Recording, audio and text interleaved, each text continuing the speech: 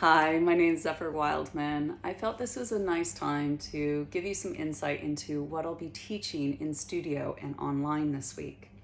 Last week, we worked on forming a sankalpa, your deepest heart's desire, and creating practices that build that prana shakti to reinforce your desire to manifest it, to create fulfillment, to attain it. And we looked at what our resistances are. And in this week, what I really want us to grapple with is our resistance are really strong at the moment. We're all facing another second wave of lockdown, the virus spreading again, dealing with financial insecurity. Oh my God, political in the UK and in the US. All this kind of uncertainty and long-term exposure to these stresses actually does us no good. It's actually quite harming for our actual anatomy of our brain, but also, what it suppresses and dampens our energy that we use to fulfill that heart's desire. So I felt this week, what I'd really like to do is open up a conversation around giving you more information about the Western way we perceive the mind. We've covered this in previous weeks, and you can find those classes on my website. I've recorded them so you can do them again. But the Eastern way, the yogic perspective of the mind, this is more of the Western perspective.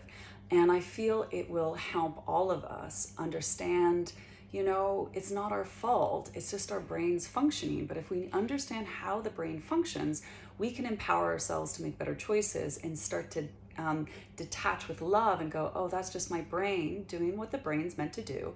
But I can actually override that and create more helpful, useful ways of using our brain, using this tool to best serve what our heart desires. So I got this information from a really good source, an author and neuroscientist called Alex Korb. It's The Upward Spiral by Alex Korb. Highly recommended. It's to deal with anxiety, depression, and addiction. And it's just a really easy read, and he simplifies the anatomy of the brain so we can actually utilize this information and, have more fulfilling lives. So I'm going to open the conversation. Sorry, that's my dog, Boise. In explaining some of these compartments of the brain and their function, and then how we're going to apply it to practice this week. So the prefrontal cortex is the most evolved part of the brain. It rests in the front of the head, and its job is to be the CEO of all planning and decision making, and also helps you motivate and control your impulses. So with this, it's also really responsible to worrying and ruminating around guilt, shame, and fear. So the same circuitry that we use with clarity of mind and awarefulness, awakefulness, and making decisions and making, conscious ways in which we plan things accordingly, best suited for our needs, is also the same circuitry that we really reinforce this way in which we ruminate more fear and anxiety. So that idea of, do you want to reinforce your sankalpa, or do you want to reinforce your vikalpa? So those terms, if you want to look back in the previous week, I have that on my website so you can have a little chat or a little practice. The next part of the brain is called the limbic system, and it's the feeling brain. So the prefrontal cortex is the thinking brain. This is the feeling brain. And in this part of the brain, it's the more ancient part. It's really deep within the brain, and it's involved with desire, feeling, memory, fear, and that sense of, excitement. So I'm going to take apart some of the aspects of this part of the brain so we can digest it a little bit more. So there's a hypothalamus part of the brain, and its control is to control your stresses. And it deals with kind of the experience of fighting and fleeing. And its job is really to be like a military base in your brain.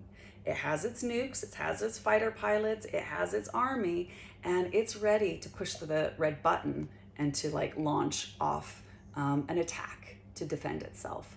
So when it's actually pushed, it will release norepinephrine, which is mental adrenaline, cortisol. It shoots it down in messages to your adrenal glands from the pituitary, and it floods the body with adrenaline and cortisol. So this part of the brain is very reactive and communicates to two other parts of the limbic system in the brain.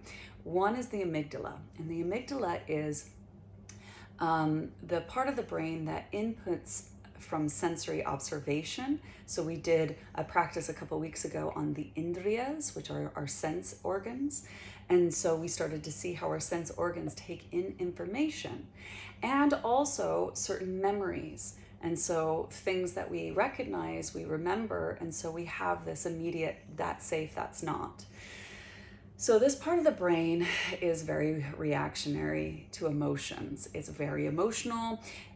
It's also its involvement of decision making, whether this is safe, this isn't. And it reacts to, if you have too many choices, it can't handle it, so it overreacts. So minimal choices, it's very simplistic, it can function better without over emotional reaction. But it gets a lot of information from the hippocampus. The hippocampus is the part of the brain to deal with pushing save to short-term memory to make it long-term. And in the hippocampus, it's kind of the canary in the coal mine because it has a part of the brain that is context memory based.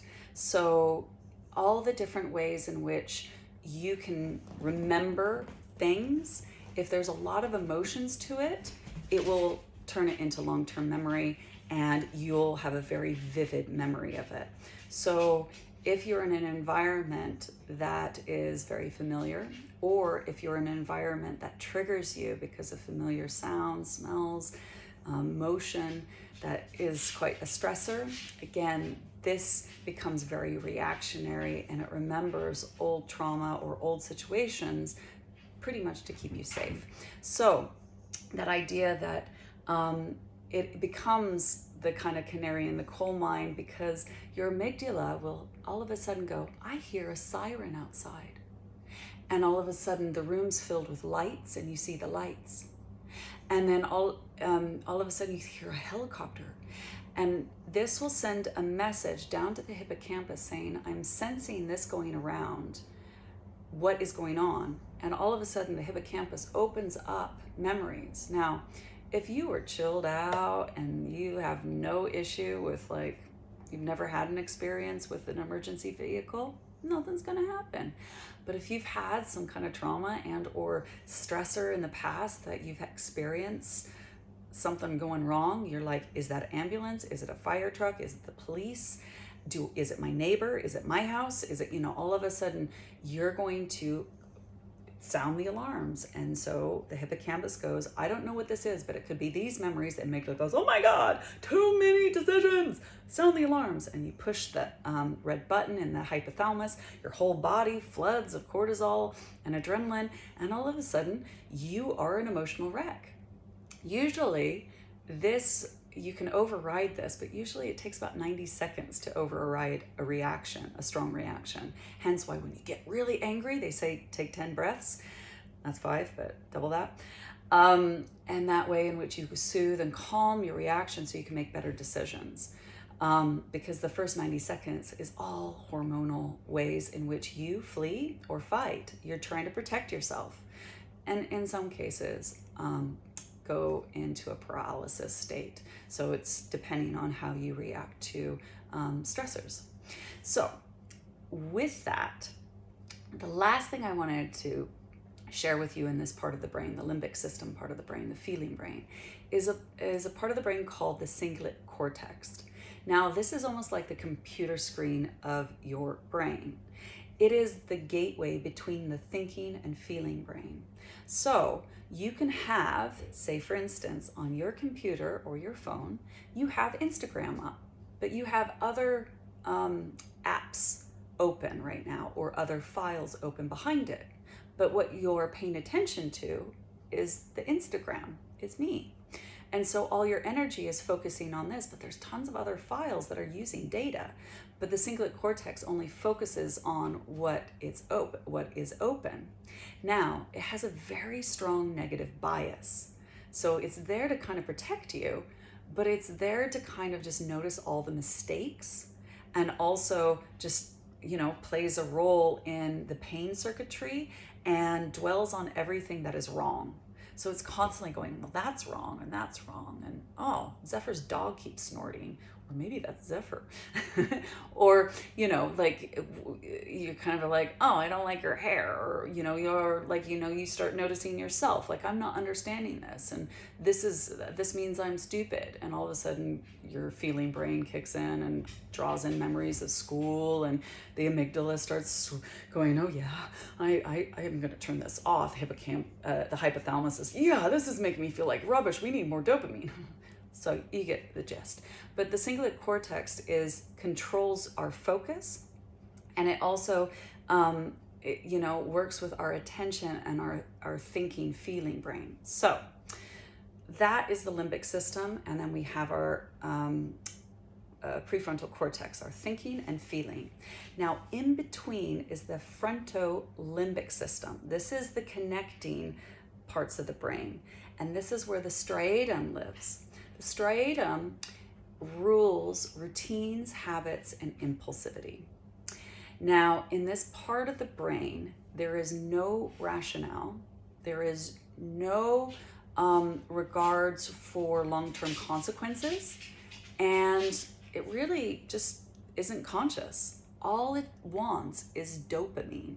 So all it wants is things that make you feel excited, things that you desire, things that make you feel good, things that are fun. It wants good dopamine. So in the striatum, the top of the striatum is called the dorsal striatum. And in the dorsal striatum, it rules routine and habit. Now, every routine will eventually form a habit. And unfortunately, this cannot be broken. Hence why addicts usually go to meetings and refer to themselves as always an addict or an alcoholic, because there's so much science that you can't break that. However, you can weaken it. And weakening it is the role in which, hence why the 12-step program's there, and other kind of therapies in which you implement better, more helpful habits to nurture the unhelpful one or the destructive one. So habits are behavior that you do unconsciously. And it's interesting is that it has the power to change your life without consciousness. Hence, how you use your phone. When you're just sitting there, you unconsciously pick up your phone and you go to your favorite apps, not even thinking. It's already programmed in there. So, there's this way in which we start to wake up and go, I don't need to pick up my phone and check my emails. I don't need to pick up my phone and check on Instagram. I don't need to go to Facebook and scroll up and up and up.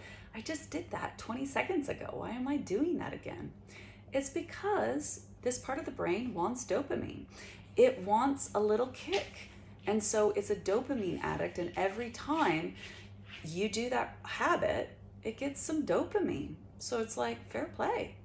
Now, the other part of the brain, it's called the nucleus accumbens. It's the underbelly of it. Now, this part of the brain is the partier. It wants to rave all the time. It's really linked with your hippocampus to the memory and the feeling brain. So whenever you get really emotional or you have bad memories, it goes, you know what? I'm here. Let's go party. Let's just go impulsively do something that will bring us pleasure. Yeah.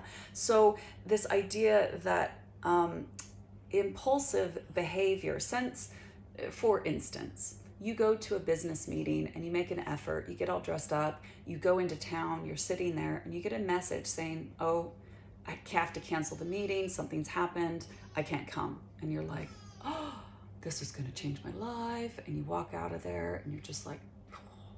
You walk by a shop and you're like, I'm just gonna go in here and see what, I'm in town anyway. And you impulsively buy something, makes you feel good.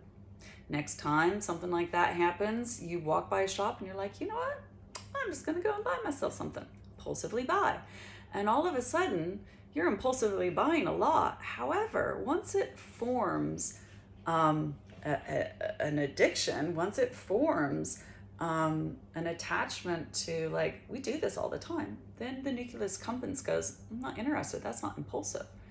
But if you buy 10, then I'll be happy. So this is where,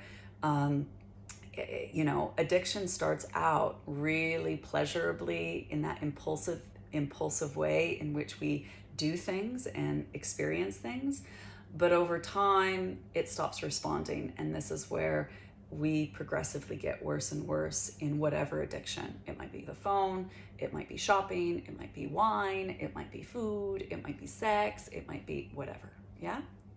Using your phone. So, this is a very strange and addictive part of the brain. And it doesn't really care if you're trying to stay clean, if you're trying to save money, if you're trying to lose weight, or trying to use your phone less. It doesn't care. So the other part, this is the little last part of the brain, is called the insula. Now, the insula is a part of the brain that is really tuned into your pain body, the pain circuitry, as well as sensing the sensations in the body. So it's aware of when your heart rate starts to beat really fast, when you have breathing problems, when you experience pain. All of a sudden, this wires quite strongly. And this is a part of the brain which is really interesting in regards to chronic pain and people having like hypochondria and just being very hypersensitive. And most yogis are. We're like, oh, I got a pain this week here, and oh, here's my injury, and here's this. We're really tuned in, and it reinforces this circuitry and gains a lot of power that then all of a sudden goes, I need more dopamine. And the cingulate cortex goes, there's something wrong, there's something wrong, there's something wrong. And then the amygdala and the feeling brain is like, oh no, there's something wrong. And you get this cycle of fear, anxiety, worry, and this kind of like guilt, shame. And it's just so overwhelming over time that the most kind of the most kind of unloving part of our brain goes, oh, I know how to get it. Let's go have some fun and let's go do a habit that we've always done that makes us feel good. So when I teach this in group classes and when I teach this one-to-one of informing people, I usually use the example of an alcoholic. And it's a really easy example because most of us have been touched by alcoholism in some form, whether we are it ourselves or we're a child or loved one of one. You know, for one addict or alcoholic, there's 10 people affected. So I don't think this is going to be stretching the story too much. So say, for instance, there's an addict, and I'm going to say he. He is in a relationship and he's trying to stay clean, and he's newly clean. And he's been going to meetings and he has a sponsor and, you know, he's doing well and he's gotten his life back together and he's got a job and he has a partner. And he really is like, okay, I got my life back together. We're doing good. I'm sober. I'm clean. But one evening, it busts up and they have a huge argument. And it triggers him so much, triggers old memories of wounds and hurt. The amygdala is like sensing loud noises and movement from his partner, and it's just triggering all this stress. Hypothalamus is pushing adrenaline, cortisol, red alert, and all of a sudden the body is flushed with pain, flushed with rage and anger and sadness and hurt and all these feelings. Prefrontal cortex is going, okay, wait, be here now. Okay, calm down. You know, you're overreacting. And the cingulate cortex, the computer screen of the brain, just sees one red picture and storms out of the house, storms out and just keep walking and just like, oh, I'm so angry. Unconsciously, guess where he's walking to? Looks up. There's his bar. The door's open. You hear people laughing, clinks of glasses, smell of alcohol, of that pub smell. And he's like, when we used to get angry, We used to have a lot of fun in those pubs. When I used to feel really shitty, I used to have a drink. And that striatum, the dorsal striatum goes, well, that was a routine that we formed a habit. And that habit gives us dopamine. Nucleus accumbens goes, God, we haven't had a drink for a while. Oh my God, impulse, impulse, impulse. I want to drink, I want to drink, I want to drink. And everything's like drawing him to go walk through that threshold. Prefrontal cortex goes, wait. We're trying to stay sober. We're trying to stay sober. We go to meetings now, and those meetings have said that, this is a progressive disease. And if we start drinking, we're just going to keep drinking. And our life was really shit before. Do you remember that? A tiny little memory pops up and goes, yeah. But then the nucleus accumbens goes, yeah, but partying in this moment, God, it will make us feel so much better. We can just have one drink, can't we? And all of a sudden, the feeling brain goes, yeah, I just need one. I don't need two, just one. Just come on. And all of a sudden the prefrontal cortex goes, no, we're trying to stay sober. Why don't you call your sponsor? Why don't you go to a meeting? Now, what we were working on last week is that your sankalpa has to have a lot of energy, prana shakti, reinforcing what your heart desires, what you long for. What is your intention? What is your vow to yourself? Because it has to be greater than or equal to your resistance. And if your resistance is greater, you're going to lose, because the prefrontal cortex versus the feeling brain and the frontal limbic system, the striatum, 2-1, not a good odds. You're going to go and drink. So what is kind of starting to see is that the prefrontal cortex starts to talk to us. Like, calm down, take a breath. Okay, we're trying to stay clean. Now remember, you get warm tea at those meetings. You get biscuits. You get validation. You get hugs from other people who know what you've gone through. You get a lot of love. You feel better afterwards. The drink at the end of the glass and the next day, you didn't. Remember that. Remember. You start remembering. And your amygdala all of a sudden calms down. Hypothalamus goes, oh, we don't need to fight and flee anymore. And as you take a big, deep breath and kind of go, okay, yeah, no, I do. So if this is kind of pointing to the sign that you cannot break a habit, but you can weaken it. Hence, like, say, for instance, you learned how to ride a bike when you were 10 and pretend that you didn't ride a bike until now. If you get on a bike right now, in about a few minutes, you'll remember how to ride a bike. It's so hardwired. All your habits are hardwired so deeply, you can't break it, but you can weaken it. And you can weaken it by replacing it with something that is greater than or equal to that old habit. But you need a lot of energy in which you reinforce that new habit. So, during these times of stress, you're going to go to your old habits of coping, opening the fridge and eating on emotions, looking on social media for hours on end, looking at porn or using sex with your partner as an object to make you feel better about yourself and not really seeing that partner. You might over-exercise or over-yoga or transcend in meditation and just get out of it. You might do drugs and alcohol. We can use anything, but it's that ability in our practice to slow down. And what I would suggest, a really good way of working with this, is the acronym RAIN. R-A-I-N. R, to recognize and acknowledge what your thoughts and feelings are. Slow down, pause. What's my thoughts? What's my feelings? A, to allow, to give it more breathing room, because your pain, your suffering, your emotions, your thoughts are there trying to protect you, trying to serve you, trying to give more context to what's going on. And as you wake up in the prefrontal cortex, the CEO of the brain kind of goes, actually, that's a good plan. No, actually not a good plan. This decision is going to be more aligned to what we need to do moving forward. This one is going to be harmful and unhelpful.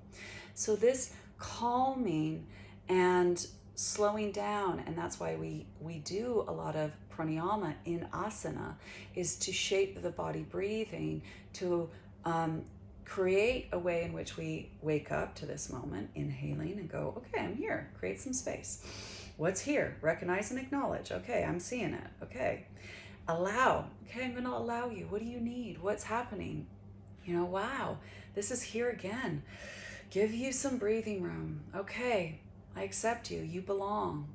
And then the I in RAIN is to investigate, to go deeper. Is it in my tummy? Is it in my chest? Is it in my throat? Is it in my head? Or all of the above?